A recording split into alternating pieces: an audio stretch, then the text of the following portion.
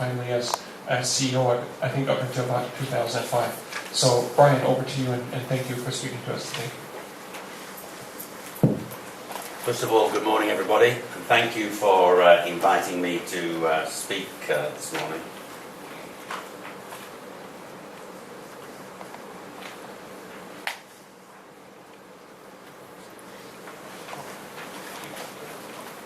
Promise you keep the clicker. No, got it.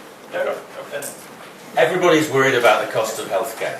This is mainly the OECD markets where all the cost of health, the blue line, is going a lot faster than the GDP or faster than wages. Even in the developing, emerging markets, people are worried about the price of disease. So this spreads all manners of different countries. And the pharmaceutical industry is sort of forecasted to grow to this sort of level in, I'm sorry, I'm hitting the wrong button. It's the trigger. I'll use that one for this one. This is the size of the pharmaceutical market in 2012, 2016, and the total market is projected to grow. And what you can see is that actually the patented innovative market is forecasted to grow about 3%, low single digits. And you find that the generic market is forecasted to grow at double-digit growth, and there is this part called the biosimilars, which is part of the generic marketplaces. So the cost of health is of anxiety across the world, and the pharma industries, the different segments are growing at different speeds. And this is a slide from a UK headhunter who actually made most of his business from the big pharma companies. And he was actually talking about the difficulties of the pharma companies not being able to actually discover medicines. And sadly, he used 2012 on this slide, because actually in 2012, the big pharma companies discovered more NCEs in 2012 than they had since the days that actually atorvastatin Lipitor was introduced. So it's a bit sad that actually he produced this with a particular date on it. But actually, even so, there is research that shows a large number of pharma companies, really are very big pharma companies, are very worried about their business model and about this fact that you've been referred to earlier, that for the money you invest in R&D, can you get a suitable return? This is the way that the actual stock prices have moved over the last 4 years. And in fact, you can see that the generic companies have actually been growing quite well in terms of their perception versus the rest of the stock markets, and actually big pharma is the green line, and you can see a gap between the fact that the generic market has actually been growing in terms of the pharma industry, and you can see the way that the stock prices have moved, which is actually quite different to the big pharma ones. This is the size of the products that are going off patent, and of course at the moment you're here. And so these are the products that have gone on patent. This is the rest of the world, and this is in the USA. And there is projected to be quite a huge number of products that are coming off patent.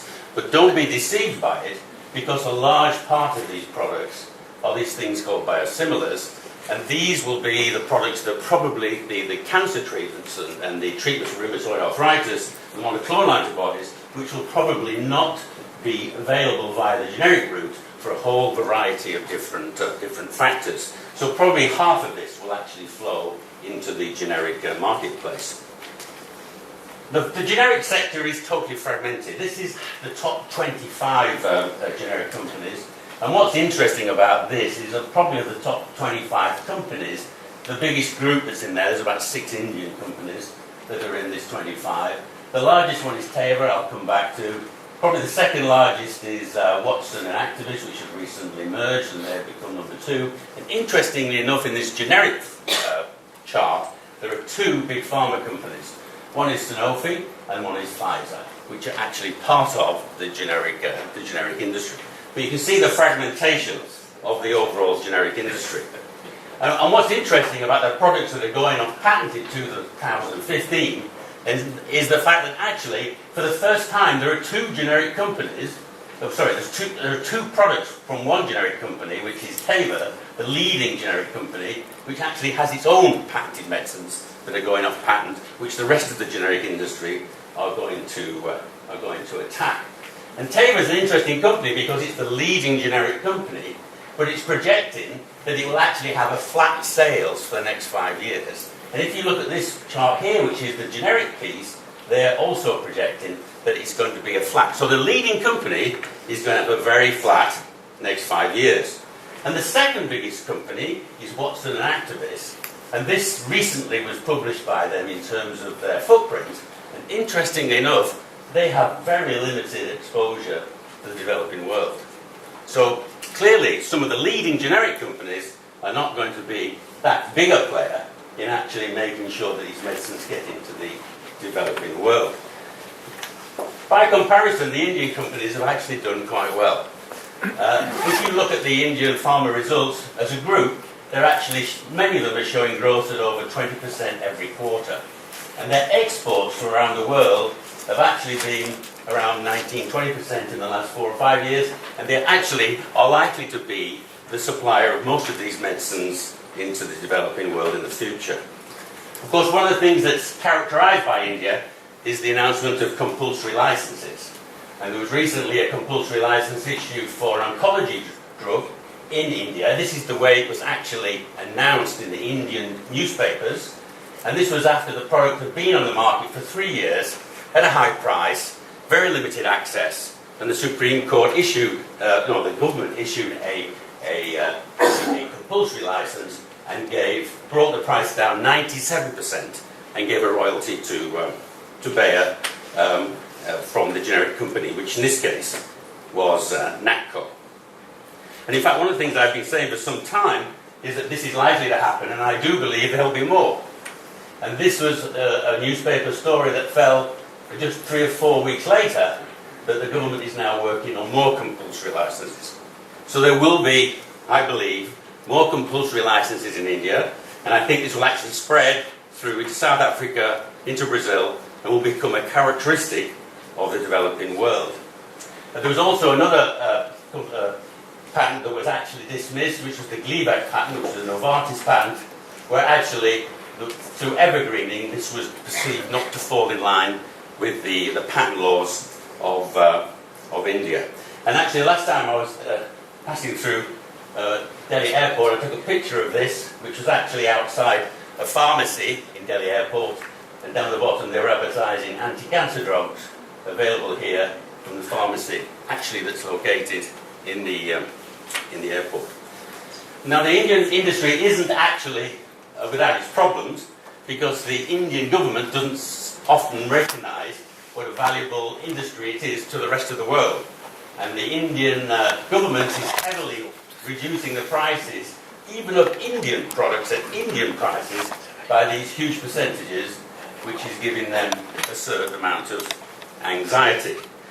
And the other area which is causing anxiety to India is the European Union, because the European Union, through its proposed bilateral deals, is trying very hard to limit this freedom of the Indian industry, and these sort of issues and negotiations caused a lot of limitations. And in fact, it probably wasn't for those Supreme Court decisions in India, the Indian government would never have really been able to challenge the demand from the European Union in these bilateral discussions.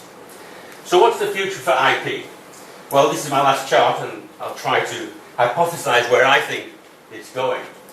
In 2012, as I've mentioned, Big Pharma had the best year for NCE approvals that they've ever had since the Lipitor year. For the generic industry, there's $230 billion of sales going off patent, but only half of those will actually flow through generics because they're biosimilars, they're made through cell lines, and there's all sorts of reasons why there's a relationship between the innovator and the patient. The Big Pharma has tried very hard to get into the BRIC area, has tried to get into the developing area, but actually they're finding it quite tough. And they were focused on the BRIC areas because you saw that generic market that was growing so rapidly, and so this is becoming a bit of a challenge for Big Pharma. Now, compulsory licenses, I believe, are likely to rise. There's going to be more of them. There are going to be more of them because high price of medicines is limiting access, and there is this evergreening where you just do a little bit of innovation and you try and get an equally higher price. And the question is, what is going to be patent life? And one of the questions is, do all patents need to be 20 years? Historically, the first USA patent in 1790 was only for 14 years. And perhaps, you know, there is going to be in the future, there will be three sorts of intellectual property. There will be that for the LDCs, the least developed countries, which will be, just as it is now, no patent protection. There will be an interim sort of patent protection for the developing countries. Maybe it might be something like the original USA patent. And there will be, for OECDs, the 20 years, which it is today. And in so doing, there will be a different view of these intellectual property lives. But the question is, what is the point of a patent if it's priced so high and nobody except the rich can afford it? Because the European governments, through their health systems, can't afford it. They exclude it from their systems. And the developing countries can't afford it. But perhaps the rich in America can afford it, and the rich elsewhere can afford it. But there is somehow a deal that's a social deal, that society says to an innovator, yes, we'll give you a patent, but then the patent is introduced, the price is so high, but nobody can ever access it because it's too expensive. And I think that is one of the challenges of the future. Thank you very much.